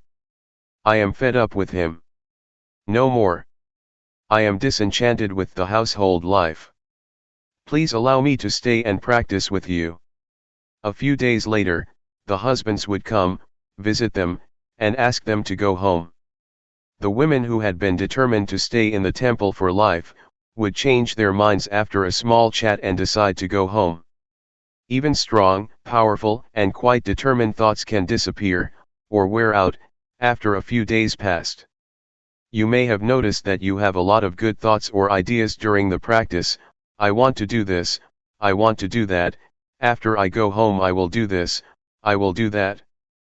But if you do not jump into that thought or idea, and just see it and ignore it, after a few hours or a few days, you will find that that thought becomes weak and is not as interesting anymore.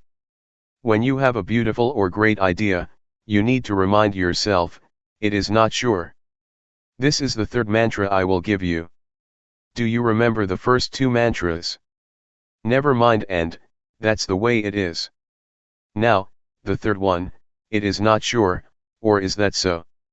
If you reach some conclusion about someone, like, this guy is very bad, this guy is unfaithful to me, this guy is deceiving me, or this guy is very good, he is very generous, you should say the mantra to yourself, is that so, or that is not sure.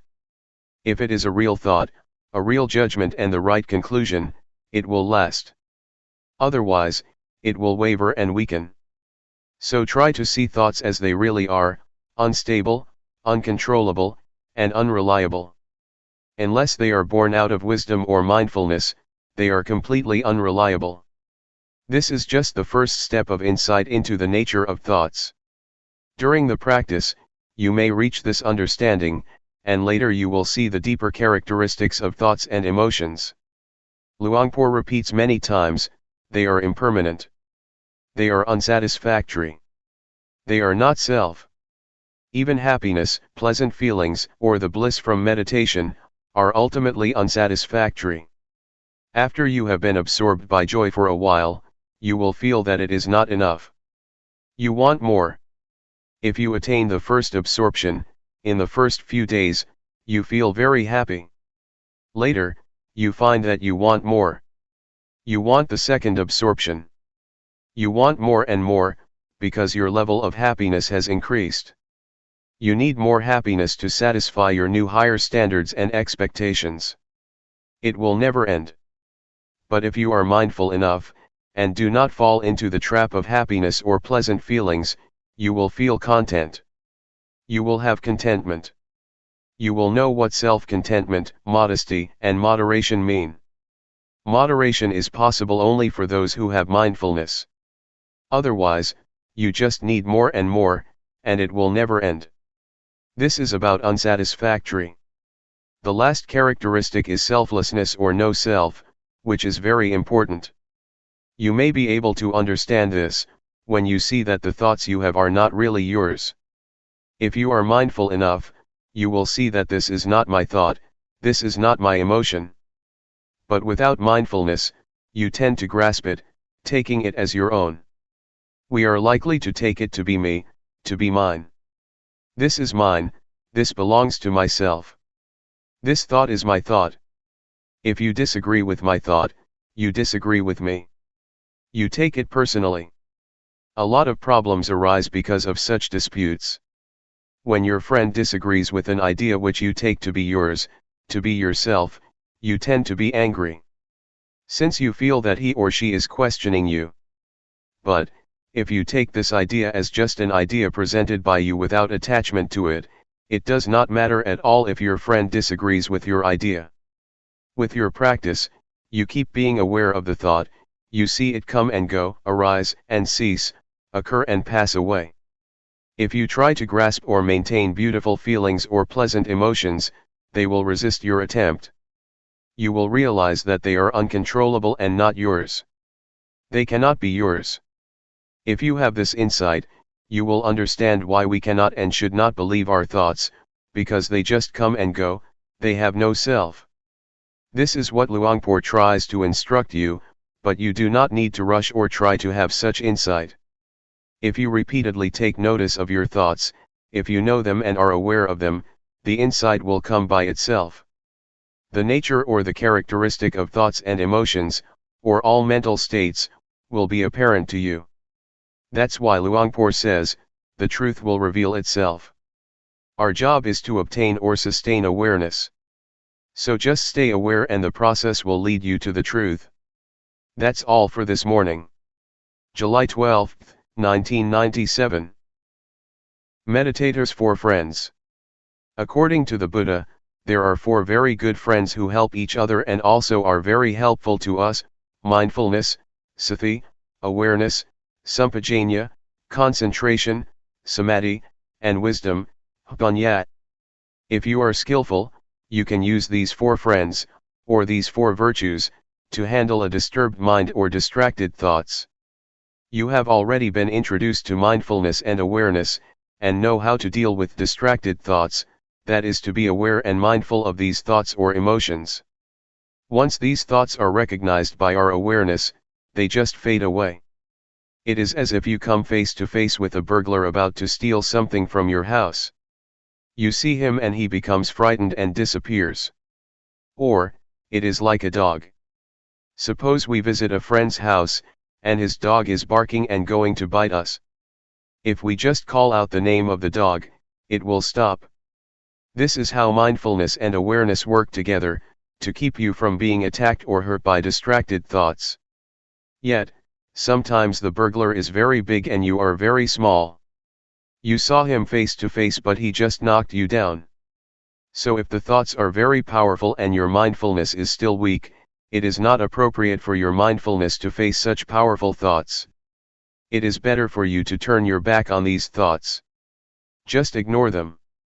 This will be helpful for beginners. That's why Luangpor suggests that in the beginning stage you just be aware of your body, and do not pay much attention to your thoughts. Ignore all thoughts, feelings, and emotions, and just pay attention to your body. In some situations, concentration may be necessary for us to handle powerful thoughts or emotions. Concentration, in this case, means fixing our mind on something that can turn our attention from distracted thoughts. Normally, object of concentration we prefer is that which is attractive to our mind. For example, if you get angry and want to get rid of the anger, you may find it easy to turn your mind or your attention from anger to music, toys, or whatever gives you pleasure. If you are attentive enough to the object that you have chosen to be attentive to, a few minutes or a few hours later, you will find that the anger has disappeared. Anger, like any emotion or thought, is like fire, it needs fuel. Normally, it is sustained because we ourselves keep adding fuel to the fire, so it keeps burning. If we turn our attention to something else, or do not put firewood into the fire will be extinguished because there is no wood to consume. Yet, in reality, we cannot depend on music or something external to us all the time, because anger can take place anytime, in the subway, or during a conversation. So we need to depend on ourselves, by choosing those we already have as objects for concentration.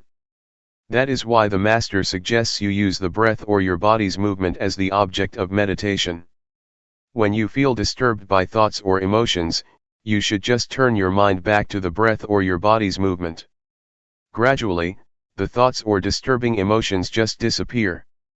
In the beginning, the breath or your body's movement is not powerful enough to attract your mind. It is less attractive than music, sports, etc. Yet, if you practice enough, your mind will become familiar with the breath or your body's movement, and it can be in harmony or as one with them easily. The fourth friend is wisdom. This has a lot of meaning.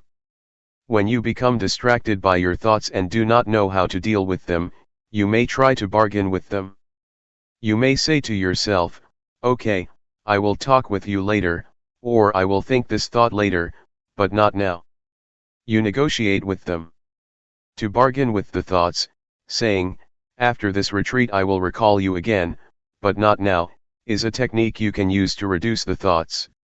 Normally, only the advanced practitioner can use wisdom to handle the thoughts, because it is a method that requires one to come face to face with one's thoughts and emotions. If your mindfulness is not powerful enough, your thoughts or emotions will just trap you, or trick you, persuading you to fall into them. In Thailand, masters have a practice of going into the forest alone. We call it tudong. It means to live as an ascetic in the forest or in the cemetery.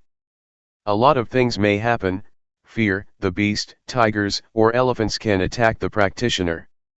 Many masters find that the fear or threat from the wild animals is good instrument, good condition, or great situation, to pressure them to develop concentration, because if they turn their attention from the breath to the beast, they will be overwhelmed by fear. Because they are really afraid of the beast, their minds turn inward, developing concentration a lot. So masters use the threatening situation to force their minds to look inwards. This is a skillful and unusual way of developing concentration and mindfulness. One master, Ajahn Chah, tried to look into the fear to investigate it. When the powerful fear arose, he investigated the fear and asked himself, What are you afraid of? A voice replied, I am afraid of death. Then he asked himself, if you don't die today, won't you still die tomorrow?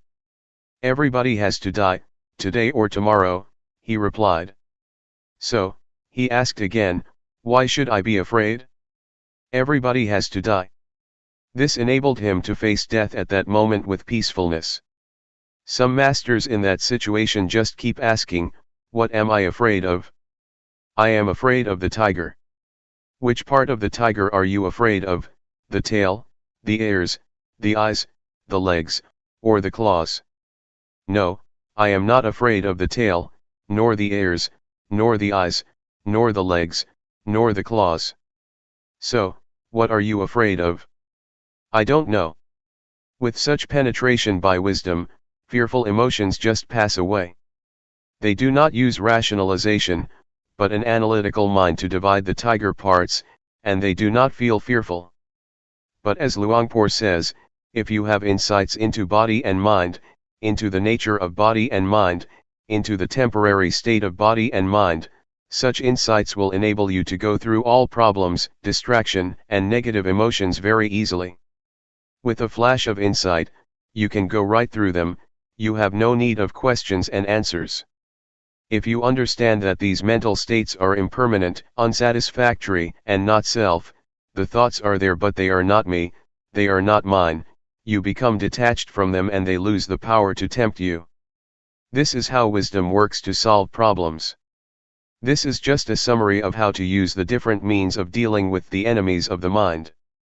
We are like warriors, we need to know many kinds of weapons to deal with our enemies. If you only know one weapon, it is not enough to handle different kinds of problems. In fact, a sense of humor can help you too. If you take any given thought too seriously, you will get into trouble, but if you make fun of it or have a sense of humor, you feel more light-hearted. You can laugh at it, as Luangpor always says, laugh at your thoughts and tell yourself not to be crazy with them. That is also helpful. For example, when you are disturbed by the noise of building construction, visualize the face of the man who is doing the job. Oh, what a poor man! We will have no hostility toward him, but rather pity him. Please learn how to use various techniques, or virtues, for your own benefit, for your own spiritual practice. Nevertheless, I am not much worried about the problems that we face, because when we have problems, we tend to be careful. It is when we are happy that we tend to be careless, and drop our guards like the alcoholic man in the story that I told you earlier. He was very careful when he walked past the bar, which is why a lot of temptations could not persuade him to drink. But when he passed the store, he became proud, oh, I am the victor. I am the winner. At that moment, he became less careful, and the desire to drink tricked him, convincing him to go back to the bar. Please be careful when you achieve some level of spiritual success, when you have insight, or when you attain the well-developed mindfulness. At that moment, you have to be very careful. There is a story that in China, during a talk like this in a temple, there was an earthquake. All the disciples ran away, but the master stayed still in his place, showing no sign of fear. The next day, after the chanting and the Dhamma talk, there was question and answer session. One student asked, "What is mindfulness?" The master replied, "Mindfulness is the ability to be calm in time of danger. For example, did you see me? When there was an earthquake, I could stay still and drink water without showing any signs of fear. Did you see me tremble? No." One student answered, "You did not drink water. You drank soy sauce." So, please be very careful with pride and conceit. They are very dangerous. Conceit is the last obstacle that only the Arahant can get rid of. Be careful. July 12, 1997.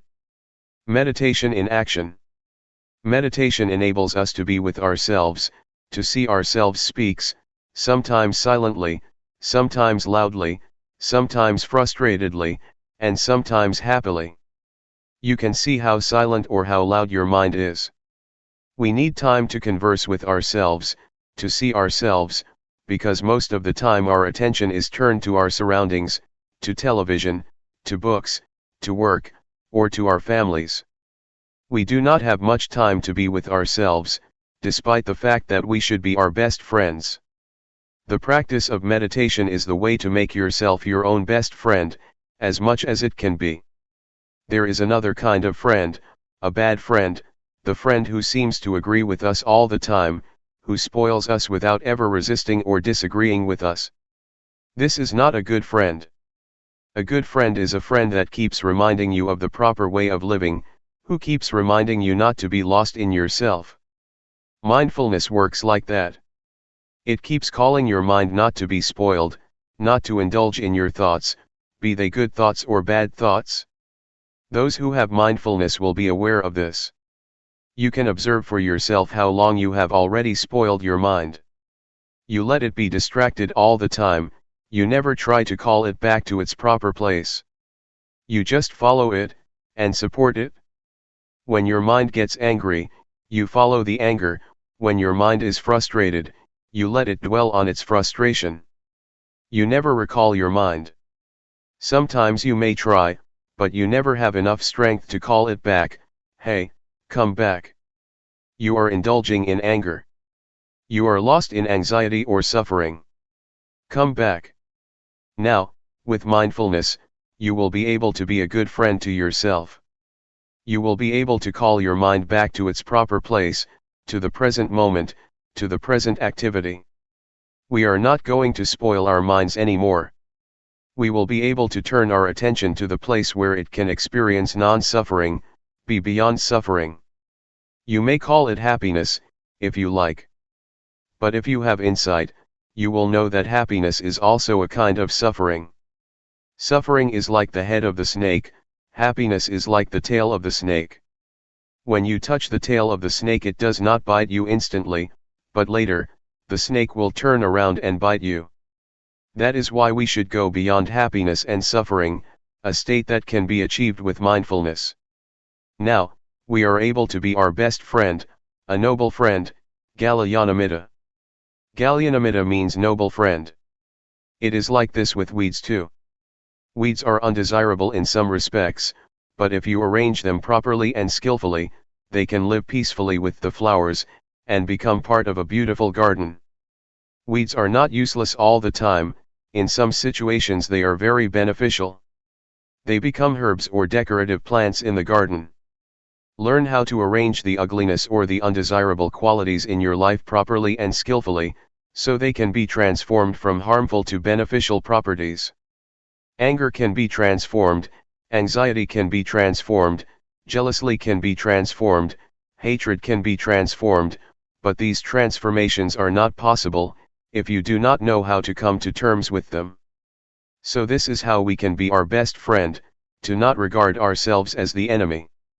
A lot of people hate themselves. They cannot bear themselves because they find a lot of bad things in themselves. That is the kind of relationship that we should avoid, the kind of experience that we should avoid. Use mindfulness or awareness to accept, and use these bad things for both the benefit of your spiritual well-being and your daily life. I would like to encourage you to continue the practice after the retreat, in whatever way you prefer or is suitable to you. As you know, there are two ways of practice, formal and informal. You should combine these two ways of practice. In fact, informal practice is very useful. It is very powerful for us, especially for lay people, but even for monks, because we spend so much time in our lives informally. Just think, in our lifetimes, we spend about 7 years altogether in the bathroom. Incredible, but it is true, 7 years in our bathroom. If you use 7 years for the whole practice, that is wonderful. A retreat of 7 days is small compared to the 7 years in the bathroom. You meditate in the bathroom, whatever you do, whether it be brushing your teeth, taking a bath, urinating, or excreting, can be the act or form for mindfulness. You can breathe with mindfulness when you are on the toilet, or just rub your fingers. You can improve greatly if you are mindful in the bathroom. Do not belittle it. In fact, the time spent in the bathroom is only a small portion of our lives. We spend much more time on the street or in the office. Please integrate mindfulness into your daily life. Take every opportunity for mindfulness, even try to choose something as a sign to recall your mind back, for example, the traffic light when you cross the road. Most people prefer the green light and do not like the red one, right? When we face a red light we are disturbed. We want to go through, we do not want to stop at the crossing. Please regard the red light as the sign to stop your distracted thoughts, or to call your mind back to the breath, or to your hands that are holding the steering wheel. Just rub your fingers or follow your breath mindfully with awareness during the red light. When you hear the telephone ring, do not rush to it suddenly. Wait for a while. For people in primitive countries, for people in villages, it is quite strange that we are so stimulated or sensitive to telephone rings, we just go instinctively. Why are you so reactive to that? You should be mindful of yourself. You should know when to walk to the telephone gracefully. So, let it ring for a few times, then just walk calmly to it, or use it as a sign to call your mind back first. Do not react to it suddenly or hastily. So you can choose many events in the chaos of your daily life as instruments for your mindfulness, be they noises, sights, odors, or sounds. This is how we apply informal practice to our daily life. Nevertheless, I would like to suggest you not forget formal practice either. Spare at least a few minutes of your day every day, for formal practice. Every day, either after you wake up or before you go to bed, spare at least 10 minutes for the formal practice. You can spend half a day every week or 1 week every year for formal training. The 10 minutes in your daily life, or a half day or 1 day in your week, or the 2 weeks in a year, will expand the meditation zone, from 10 minutes to 20 minutes and then to 30 minutes in daily life. By meditation zone, I refer to the state of mind. For example, if you practice 10 minutes in meditation with awareness, the next 10 minutes will be dominated by awareness, despite your having already stood up and given up the formal training. The influence of awareness covers the time beyond the formal practice. If you keep doing this, it will keep expanding from 10 minutes to 20 minutes to 30 minutes. It expands like the radiance of meditation, that keeps expanding if you keep practicing. This is what I call meditation zone in terms of time, in terms of influence, or state of mind. Eventually, people around you will be affected by your mindfulness, by your awareness. This is how you can transform them by your own natural being. Peace can be experienced by the people around you, as can compassion and loving kindness. If you have loving kindness, it will radiate out from you, and people will be affected by it. The same is true of mindfulness. It also radiates and affects the people around you positively. Please, keep reminding yourself to apply the practice to your daily life, in suitable and skillful ways. There is no formula for this, but the point is to take advantage of everything, every moment, every event, every occasion for mindfulness.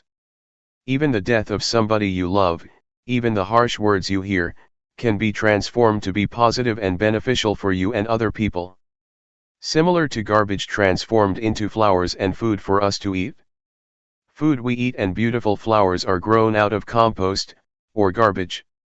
Their roots know how to transform garbage or compost into life, into vitality, into beautiful flowers. Keep practicing, and your mind will come back more and more quickly. You already have mindfulness and awareness in your mind. Please use them over and over. Unlike the body, where if you use a muscle too much it becomes exhausted, mindfulness is not limited by how much you use it. The more you use it, the more powerful it becomes. So do not waste it or spare it. Just use it, and it will always come to your mind. I have a small calendar in my pocket, but I always forget that I have it, because I seldom look at it. If I use it often, I will easily be reminded that it is in my pocket. When I need to know the date, I just take it from my pocket. But since I seldom use it, I always forget that I have it there. The same goes for mindfulness, you already have it but you always forget it. The more you use it, the more frequently it comes to your mind. So, please use it as it is, as you already have it. That's all. The good news for you is that this is my last talk for this retreat. July 13, 1997. Spiritual Tips for Meditators. Part 1. By Luangpor Teean. The Path of Mindfulness. Now I am going to teach you the way to meditate. Please relax and feel comfortable, because what I am going to teach you is based on something you already have in your mind. The teaching that I am going to instruct you in is based on something which is real and genuine, the truth. And the truth cannot be deceived. It cannot be deceived by neither the master nor the students. The master cannot deceive the student and the student cannot deceive the master, once either of them has realized or understands the truth. This is a technique that can be understood by everybody. All of us have mind and body. We also have mindfulness. Mindfulness is a quality of mind that we can cultivate and develop, but it is already in our minds. Once we are mindful or once we are awakened to mindfulness, all of us are the same, but if we do not have mindfulness or if we are not mindful, we are different. Meditating, especially developing mindfulness, does not require special time designated specifically for this technique. It can be practiced all the time in our daily lives. It does not demand special time, mainly because mindfulness is already in our minds. It can be developed through our daily activities. If we practice properly, we will feel that our lives are normal. We cannot practice for others but have to practice for ourselves. We cannot learn from others but have to learn from direct experience. We have to learn by realizing the truth in our minds. The meditation cannot be achieved from memorizing texts or reading books. We have to experience the reality in ourselves. For example, when we think, we have to see, observe, and experience the reality of thoughts, how they arise and how they fade away. These can be learned through direct experience, not through reading books or memorizing texts. What I am trying to convey is what I have realized from direct experience, not from analytical thoughts or knowledge of texts. This realization is based on direct experience that everybody can achieve or realize for himself. When we practice on what we already have. We have body and mind. We practice by using our body as an object, our body's movement. When our body moves, when our hand moves, we should just be aware. The hand is real, the body is real, and our awareness of them is real and can be cultivated. The more we practice, the more awareness we accumulate. This way of practicing asks us to accumulate awareness, until it becomes the dominant quality of our minds. Once everybody has total awareness, everybody will be the same in the sense that their lives are normal. But if we do not have awareness, we behave differently out of hatred, greed, and delusion, which disrupts our lives so that we contradict each other, preventing harmony and creating disunity. So, the point is how to cultivate awareness. The key to Buddhist meditation is cultivating awareness, and I am going to instruct you how. Once we understand and practice by ourselves, we will know ourselves better and live our lives properly. Now I will demonstrate. Everybody, please place your palms on your thighs, sit comfortably, and open your eyes. First turn your right hand onto its edge from your thigh, raise it to the height of your chest, and move it to your abdomen. Turn your left hand from your thigh, raise it to height of your chest, and move it to your abdomen. Move your right hand to your chest, move it out, lower it to your thigh, and turn it down. Raise your left hand to your chest, turn it out, lower it, and turn it down. Again. Please try to be aware of every movement, aware, not focused. Feel the sensation of your body. Just make it natural. Just feel it. That is the way to develop awareness naturally. Sometimes thoughts will sneak into our minds, just open yourself up to them but don't follow them. Once we are aware of our thoughts, we return to our body, to the movement of our hands. This method does not encourage one to stop thinking but just to be aware of it. In fact, we cannot stop thinking because it is the nature of our mind to think. We should be open to all kinds of thoughts, but do not follow them or repress them. Just be aware. With awareness, we will be firm and not react to our minds, either positively or negatively. This is the introduction. I would like you to try, to practice, to feel yourselves and see how it affects your mind. When you place your hand on your thigh, do you know where your hand is?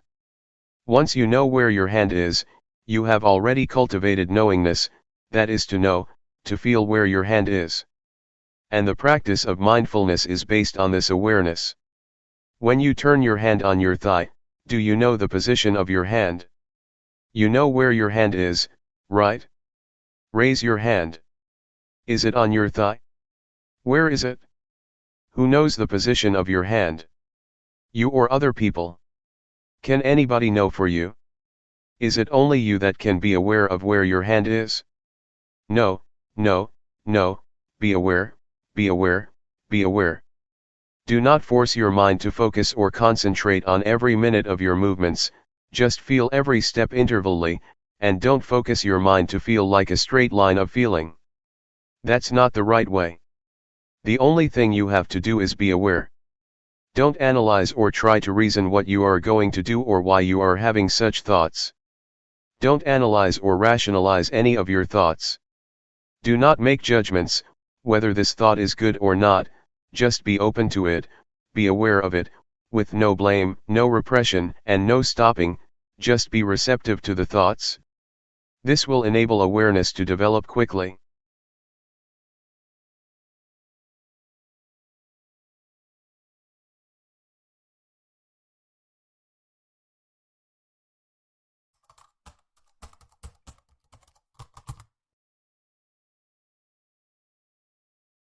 May all beings be at ease, whatever living beings there may be, whether they are weak or strong, omitting none, the great or the mighty, medium, short or small, the seen and the unseen, those living near and far away, those born and to be born. May all beings be